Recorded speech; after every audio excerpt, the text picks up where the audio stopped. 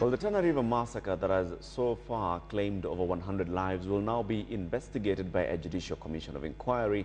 That is a directive from the cabinet, and the commission will produce a report within 30 days. This is as international pressure starts to pile up on the government to take stern action on perpetrators of the Tana massacre. KTN senior reporter Tana now reports on the cabinet's move to contain the Tana skirmishes. A cabinet meeting held today at State House, Nairobi, has directed for the formation of a judicial commission of inquiry to be headed by a judge to investigate the Tana River Delta conflict and file its report within 30 days. The extraordinary meeting of the cabinet that was chaired by the president also directed the police that any person found to have participated, funded or issued incitement statements that may have triggered the massacre to be arraigned in court and charged.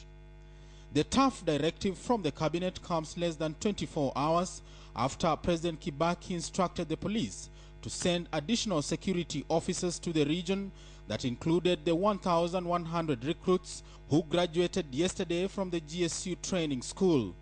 Cabinet decision supported the president's move and asked the police commissioner to ensure the additional officers enforce peace and security without any fear or favor. Additionally, the cabinet says security forces throughout the country should stamp their authority in ensuring law and order is maintained, noting that the new constitution has not in any way watered down the police mandate.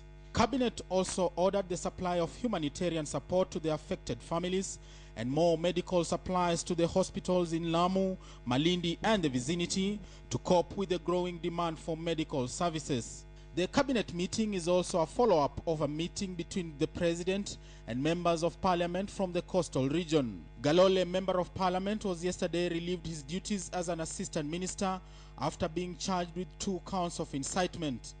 The escalation of violence that has so far claimed more than 200 lives has also caught the attention of the Human Rights Watch and the European Union mission in Kenya. Human Rights Watch say, according to their investigations, 3 other politicians are directly involved in the violence. The AU head of delegation in Kenya says the government should ensure the problem in the Tana Delta is contained, especially as we head to the general election.